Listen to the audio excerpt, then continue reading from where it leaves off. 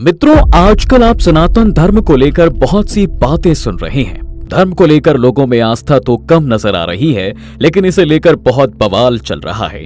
भारत जैसे विकासशील देश में लगभग 80% लोग ऐसे हैं जो इस धर्म में विश्वास रखते हैं। वहीं प्रेजेंट टाइम की अगर बात करें तो धर्म के नाम पर लोग समाज में गलत बातें फैला रहे हैं, जिससे एक आदमी दूसरे आदमी को अलग ही नजरे से देख रहा है। कोई धर्म को लेकर कुछ कहता है तो कोई कुछ, लेकिन आखिर सोचने वाली बात यह है कि क्या है इसका इतिहास।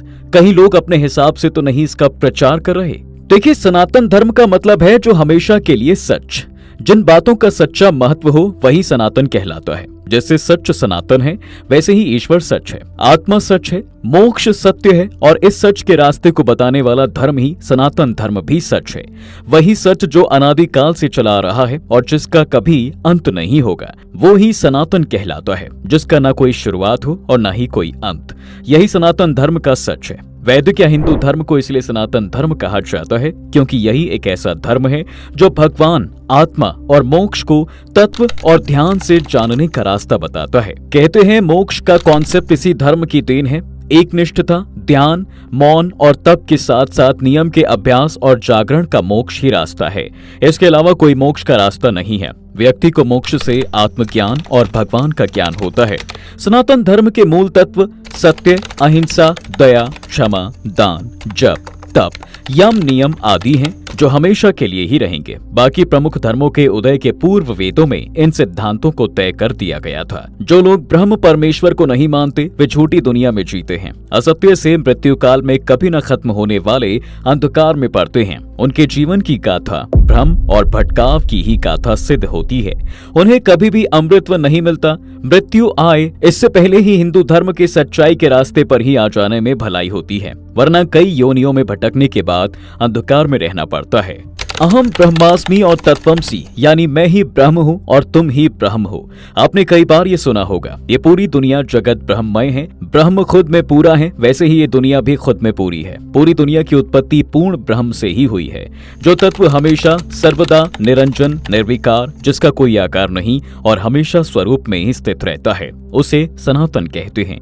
वेदों का ब्रह्म और गीतों का स्थित प्रज्ञ ही रहने वाला सच है। जड़, प्राण, मन, आत्मा और ब्रह्म हमेशा सच की ही लाइन में आते हैं। सृष्टि व भगवान अनादि, अनंत, सनातन और सर्वविभू हैं। आकाश, वायु, जल, अग्नि और पृथ्वी ये अपना रूप बदलते रहते हैं, लेकिन खत्म कभी नहीं होते। प्राण की भी अपनी अवस्थाएं हैं। उसी तरह आत्मा की अवस्थाएं हैं जागृत, सपने, सुसुप्ति और तुर्य। ज्ञानी लोग ब्रह्म को निर्गुण और सगुण कहते हैं। ये सारे भेद तब तक रहते हैं जब तक आत्मा मोक्ष प्राप्त न कर ले। यही सनातन धर्म का सच है। कहते हैं आत्मा का मोक्ष परायण हो जाना ही ब्रह्म में लीन हो जाना है, इसलिए ब्रह्म सच है, दुनिया तो बस एक मिथ्या। यही हिंदू धर्म के हिसाब से सच है, और इस हमेशा रहने वाले सच को जानने या मानने वाले ही सनातन कहलाते हैं। हिंदुत्व क्या है? देखिए, ईरानी देश के पारसियों की धर्म पुस्तक अवेस्ता में हिंदू और आर्य शब्द का जिक्र मिलता है। दूसरी तरफ बाकी इतिहासकारों का मानना है कि चीनी यात्री हुएनसांग के समय इस शब्द की उत्पत्ति इंदु से हुई थी। कहते हैं इंदु शब्द चंद्रमा का पर्यायवाची है। भारतीय ज्योतिषीय गणना का आधार चंद्रमास ही है, इसलिए चीन के लोग भारतीयों को इंतु या हिंदू कहने लगे। वहीं कुछ विद्वान कहते हैं कि हिमालय से हिंदू शब्द की उत्पत्ति हुई है। क्या है आर्यत्व? वहीं आर्य समाज के लोग इसे आर्य धर्म कहते हैं, जबकि आर्य किसी जाति या धर्म का नाम ना होकर इसका सिर्फ उच्च ही माना जाता है, यानी जो मन, वचन और कर्म से बड़ा है वही आर्य है। बौद्ध धर्म में 4 आर्य सच का मतलब 4 उच्च सच ही होता है। इस तरह आर्य धर्म का मतलब उच्च समाज का धर्म ही होता है। बता दें कि प्राचीन भारत को आर्यवर्त भी कहा जाता था, जिसका मतलब उच्च लोगों के निवासी की भूमि था। सनातन मार्ग। साइंस भी सनातन सच को पकड़ने में अभी तक कामयाब नहीं हुआ है, लेकिन वेदांत में उल्लेखित जिस सनातन सच की महिमा का वर्णन किया गया है, साइंस धीरे धीरे उससे सहमत होती नजर जरूर आ रही है। हमारे ऋषि मुनियों ने ध्यान और मोक्ष की गहरी अवस्था में ब्रह्म, ब्रह्मांड और आत्मा के राज को जानकर उसे साफ तौर से बताया था। वेदों में ही सबसे पहले ब्रह्म और ब्रह्मांड के रहस्य का राज खोला गया और मोक्ष की धारणा को तय कर उसके महत्व को समझाया गया था। मोक्ष के बिना आत्मा का कोई महत्व नहीं, इसलिए ऋषियों ने मोक्ष के रास्ते को ही सनातन धर्म बताया है। अब सनातन धर्म के सच को जन्म देने वाले अलग अलग काल में कई ऋषि हुए हैं। कुछ ऋषियों को दृष्टा कहा जाता है, यानी उन्होंने सच को जैसा देखा वैसा कहा, इसलिए सभी ऋषियों की बातों में एक जैसी समानता है। जो ऋषियों की बातों को नहीं समझ पाते वही उसमें भेद करते हैं। भेद भाषाओं में होता है, अनुवादकों में होता है, संस्कृतियों में होता है, परंपराओं में होता है, सिद्धांतों में होता है, लेकिन सच में नहीं। वेदों की माने तो भगवान अजन्मा है, उसे जन्म लेने की जरूरत नहीं, उसने कभी जन्म नहीं लिया और वह न कभी जन्म लेंगे। भगवान तो एक ही हैं, लेकिन देवी देवता कई हैं। उस एक को छोड़कर बाकी के आधार पर नियम, पूजा, तीर्थ जैसे कर्मकांड को सनातन धर्म का भाग नहीं माना जाता। हिंदू धर्म को दुनिया का सबसे पुराने धर्म के रूप में जाना जाता है। दोस्तों, भारत की सिंधु घाटी सभ्यता में हिंदू धर्म के बहुत से चिन्ह भी मिलते हैं। ये धर्म ज्ञात रूप से करीबन 12,000 साल पुराना है, जबकि कुछ मान्यताओं के मुताबिक हिंदू धर्म 90,000 साल पुराना है। हिंदू धर्म ने अपनी जड़ें यूरोप से लेकर एशिया तक फैला रखी हैं, जिसके सबूत आज भी देखने को मिलते हैं। हम आपको दुनिया की ऐसी ही जगहों के बारे में बता रहे हैं जहां हिंदू धर्म अपने चरम पर हुआ करता था। सिंधु सरस्वती घाटी की हड़प्पा एवं मोहनजोदाड़ो सभ्यता। जैसा कि सभी को पता है कि हिमालय से निकलकर सिंधु नदी अरब के समुद्र में गिर जाती है। पुराने समय में इस नदी के आसपास फैली सभ्यता को ही सिंधु घाटी की सभ्यता कहा जाता है।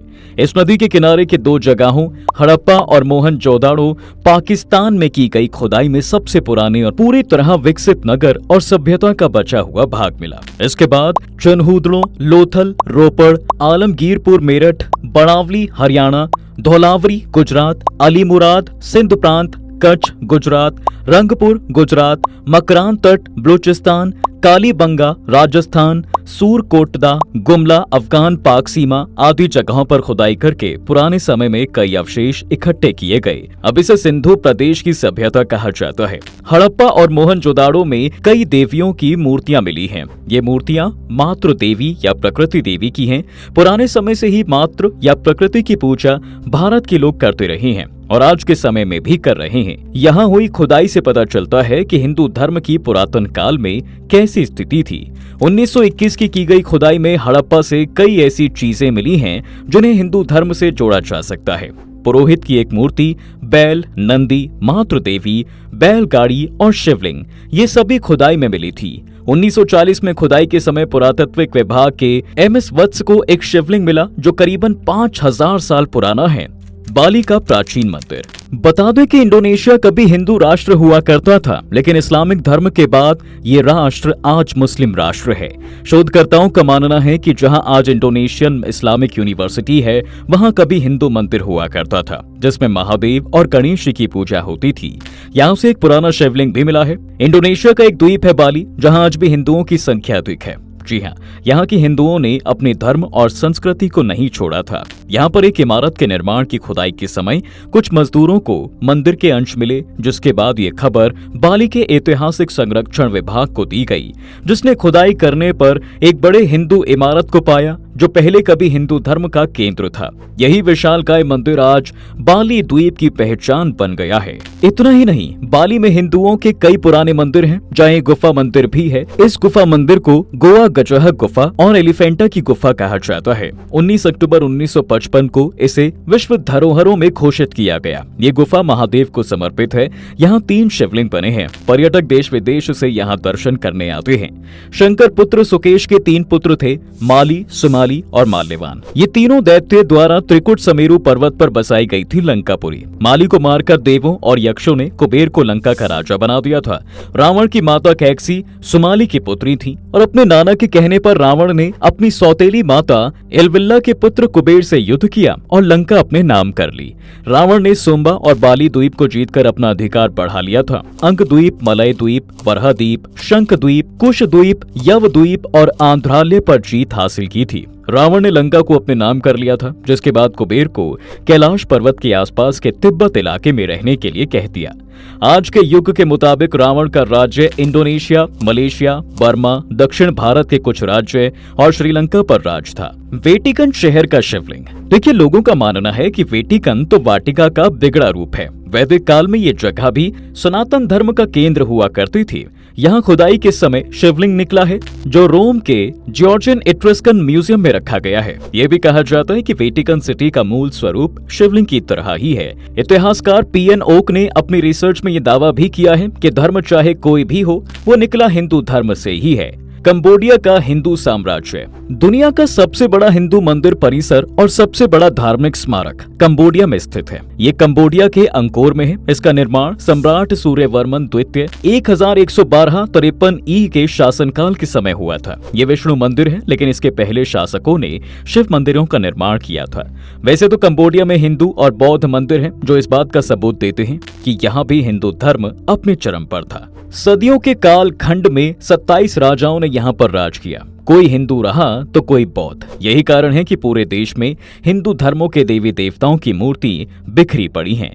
तो मित्रों, आपने जाना हिंदू धर्म का इतिहास। अगर आपको पहले से किसी भी बात की जानकारी थी तो नीचे कमेंट करके हमें जरूर बताएं। आज के वीडियो में फिलहाल बस इतना ही। हम उम्मीद करते हैं कि हमारी वीडियो के जरिए आपको कई सवालों के जवाब मिल गए होंगे। अगर ये वीडियो पसंद आई है तो इसे लाइक और शेयर जरूर कीजिएगा। अगर आपने हमारे चैनल को सब्सक्राइब नहीं किया है तो जरूर करिए।